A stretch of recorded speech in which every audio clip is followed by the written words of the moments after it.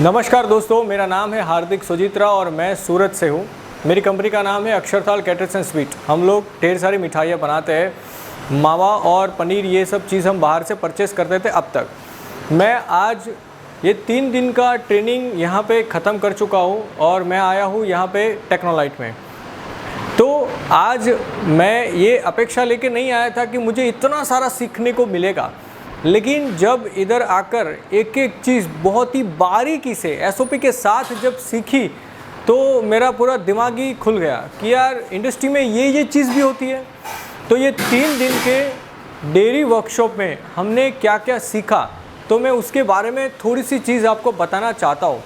हालांकि इसमें से बहुत सारी चीज़ ऐसी है जो मुझे नहीं आती थी, लेकिन पहली बार ये मैं सीखा और बहुत बारीकी से सीखा। तो मैं आपको कुछ बताना चाहता हूँ कि कौन सी चीज़ हमने बनाई ये 3 दिनों में।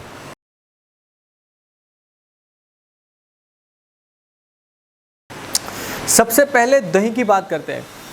तो ये दही बनाने से पहले दूध का स्टैंडर्डाइजेशन कैसे किया जाता है, दूध में कौन सी क्वालिटी होनी चाहिए, उसका फैट, उसका एसएनएफ, कौन सी चीज़ को बहुत ध्यान में रखा जाता है, उसका एडल्ट्रेशन और वो डुप्लीकेट है या उसमें कोई मिलावट है या नहीं है, वो कैसे चेक करते हैं, वो सब चीज़ पहले हमको सिखाई गई। उसका पाउच पैकिंग कैसे होता है वो यहाँ पे लाइव डेमोन्स्ट्रेशन किया गया। और उसी दूध में से सबसे पहले दही बनाने का जो पूरा का पूरा प्रोसेस है, इंक्यूबेशन कैसे करते हैं, कितने डिग्री पे उसके अंदर कल्चर डालते हैं, कल्चर कैसा होना चाहिए, वो सब चीज़ हमने सीखी। तो और ये जो दही आप देख रहे हैं, जब इसको पूरा निकाला गया, मैं इधर आपको ये बता सकता हूँ, ये पूरा का पूरा दही ना, उसको आप चाकू से काट सकते हैं, उतना परफेक्ट है। आप देख सकते हैं इतना ज़बरदस्त दही हमने बनाया और इसका टेस्ट बहुत ही परफेक्ट है। मुझे ऐसा लगता था कि ऐसा दही बन ही नहीं सकता, लेकिन इधर आने के बाद मुझे दिखा और हमने खुद बनाया, तब विश्वास आया कि यार इतना ज़बरदस्त दही बन सकता है, एकदम प्योर, और इसमें कोई भी चीज़ मिलावट नहीं की गई, फिर भी इतना प्योर और बढ़िया सा है। उसके बाद हमने क्या किया, उसमें से हमने इसका छेना बनाया, चक्का जिसे कहते हैं। तो इसमें से जो चक्का बनाया, और ये चक्का है ना, वो भी बहुत ही प्योर अलग तरीके से बनाया, क्योंकि हमको ये बताया गया कि बहुत सारे लोग मेरे साथ जो साथ में थे वो बड़ी बड़ी डेयरियाँ रन कर रहे हैं, तो वो कौन सी मिस्टेक करते हैं, तो वो मिस्टेक का सॉल्यूशन और ओरिजिनल उसका प्रोसेस क्या होता है, वो दही में से जब चक्का ये जो बनाते हैं तो उसको कैसे टांगने का, उसमें से कितने घंटे तक उसको कौन से टेम्परेचर में रखने का, ये सब चीज़ बारीकी से हमने देखा, तब ये चीज़ बना। इसको कहते हैं अपन चक्का, और ये बहुत ही बढ़िया बना। और हाँ, सबसे बड़ी बात होती है उसका यील्ड, कितना दूध लिया, उसमें से कितना दही बना और कितने दही में से कितना आपका चक्का बना, बराबर। तो उसके ऊपर जो प्रोडक्शन होता है उसके ऊपर सब डिपेंड होता है। तो ये इसका यील्ड बहुत ही बढ़िया हमने लिया। ये बहुत सारे डेयरी वाले दोस्त ऐसे बोल रहे थे कि ऐसा हो ही नहीं सकता, लेकिन इधर हमने सबसे ज़्यादा यील्ड इसका लिया, ये सबसे बड़ी बात थी। उसके बाद आगे बढ़ते हैं, तो हमने इसके अंदर से बनाया, और ये है अपना श्रीखंड। तो ये श्रीखंड है ना, वो बहुत ही बढ़िया नरिशिंग, और उसका जो टेक्सचर है ना वो ज़बरदस्त है। इसमें कोई टाइप का कोई केमिकल वगैरह नहीं यूज़ किया, फिर भी ये इतना ब्रांडेड आइटम लग रहा है खाने में कि यार बात ही मत पूछो। आप कितना भी खा लो ना तो आपको मज़ा ही आएगा।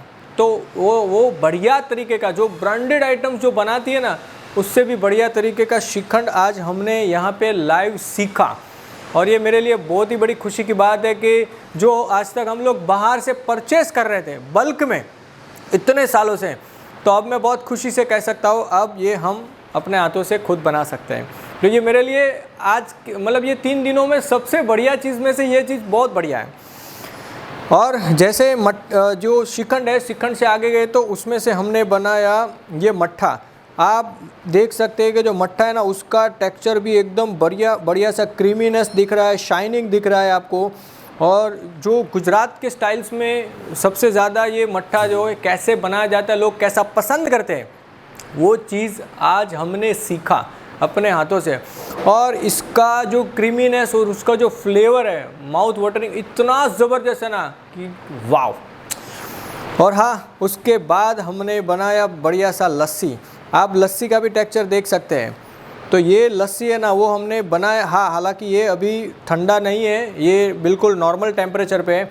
जैसे ठंडा होता है तो और गाढ़ा होता है, लेकिन इसका जो टेस्ट है ना वो बहुत ही यूनिक बना, बहुत ही यूनिक, हमने नहीं सोचा था। दूसरी चीज़, बीच में हमने एक छाछ भी बनाया।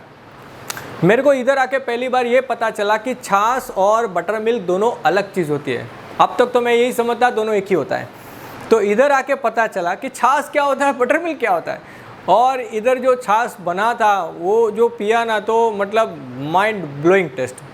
तो ये चीज़ ऐसी थी जो हमारे लिए ब्लाइंड स्पॉट की तरह काम कर रही थी। इंडस्ट्री में होने के बावजूद भी हमको पता ही नहीं था कि ऐसा कुछ होता है। तो इधर आके ये सब समझे, दही के साथ योगर्ट के बारे में भी जाना।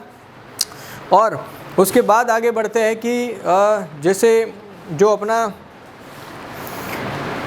ये जो छेना, तो छेना है ना, वो भी हमने बहुत बढ़िया तरीके से बनाया।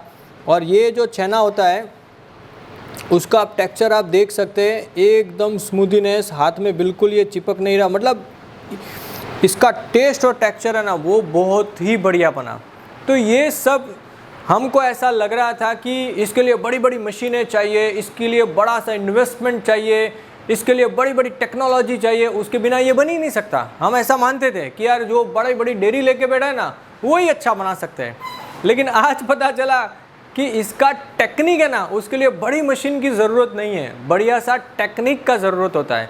तो जब आपके पास उसका सीक्रेट आ जाएगा ना तो बहुत ही मज़ा आएगा। तो आज ये बहुत बढ़िया बना। और हाँ, हमने बहुत ही बढ़िया सा एक पनीर बनाया जिसे हम कहते हैं मलाई पनीर। ये आप देख सकते हैं, बढ़िया सा क्यूब।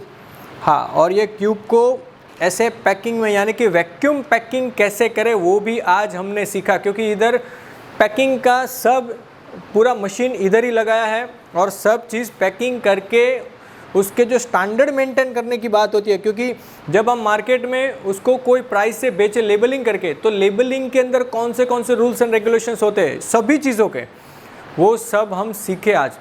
तो एक पनीर बनाने के लिए उसमें उसका जो प्रोडक्शन कितना निकलता है, आउटपुट कितना निकलता है, वो सबसे ज़्यादा मैटर करता है।